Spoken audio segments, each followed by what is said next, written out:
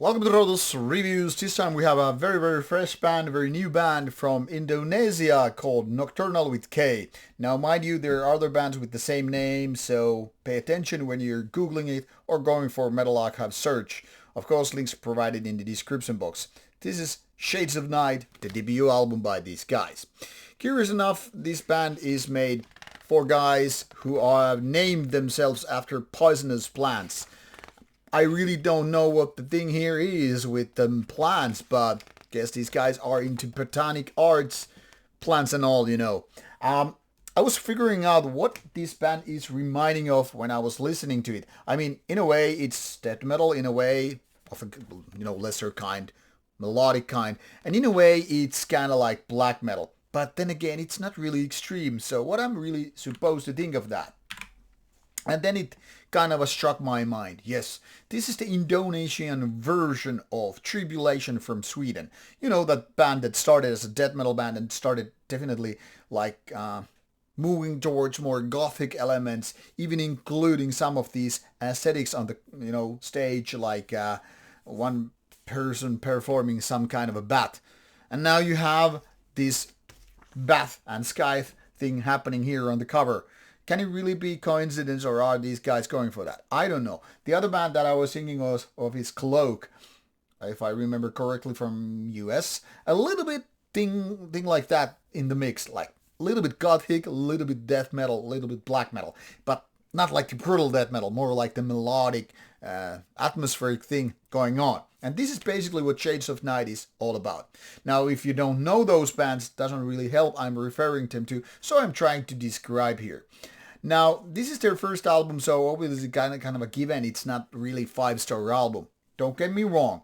A lot of bands do really good debut albums, but let's be honest about it. Most bands don't. And this is kind of the typical thing going on here with Shades of Night. 40 minutes, 6 tracks, rather on the lengthy side of track lengths and all. What to expect when you have a combination like that, a mix. So there are lots of things which are quite good, like there are certain parts where you're like, okay, this is gonna fly. There are riffs which are like, yeah, I'm gonna like it and all that stuff. But there are also points where it just feels like nothing is happening. Already the first track, 6 minutes and all. It's an instrumental intro in essence. It's not like nothing much is happening. And I'm like, how does this intro last for so long? Only to realize it's not an intro, it's a full song. But it's not something that really captivates you. It just feels like a long intro. So sometimes it's more like a post-metal reference, post-rock even, where you get the like lot of building up is happening and then you're waiting for the climatic moment. You're like, it's almost like you're gonna sneeze and then you're like, fuck, it's not happening. You don't get the relief. And unfortunately, Shades of Night is that kind of album. It's almost like a thing like, I'm gonna like it, but then it's over. You're like waiting, where is the hit song?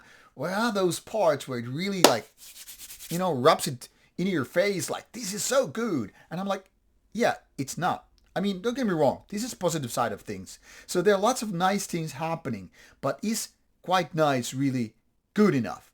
And I would say not really.